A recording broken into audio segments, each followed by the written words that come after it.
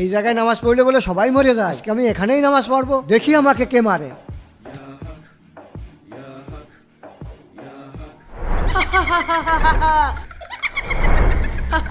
মনে হয় শয়তান চলে এসেছে, দাঁড়া ওর একটা ব্যবস্থা করছি। আজকে তোর গলা কাটবো।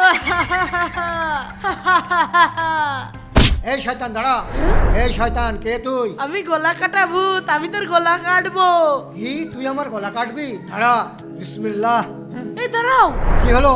তুমি আমাকে মেরো না, তুমি যা চাবে আমি তাই দেবো। হ্যাঁ যা চাবো তাই দিবি? ঠিক আছে, তুই আমাকে 1 বান্ডিল টাকা দে। ঠিক আছে, এক্ষুনি দিচ্ছি।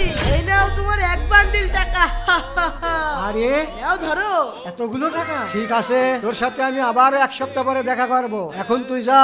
ঠিক আছে। এখনই শয়তানকে ডাকি। এই শয়তান তুই কোথায়? এই এদিকে আয় বলছি, এদিকে আয়। হাজির আমি, হুকুম করো। এই তুই আমাকে অনেকগুলো টাকা দে, আমি একটা বড় বাড়ি বানাবো। না না, আজকে আমি তোকে 1 টাকাও দেবো না, আজ তোকে আমি মেরে ফেলবো। কি তুই আমাকে মেরে ফেলবি? আজকে আমি তোকে মেরে ফেলবো, বিসমিল্লাহ। এতে আমার কিছুই হবে না। আরে আজ আমার ইমানি শক্তি কাজ করছে না কেন? তোর ইমানে শক্তি কাজ করছে না, কারণ আগে এসেছিলি তুই ইবাদত করার জন্য, আর এখন এসেছিস টাকার লোভে। এই কারণে তোকে আমি মেরে ফেলবো। ইয়া!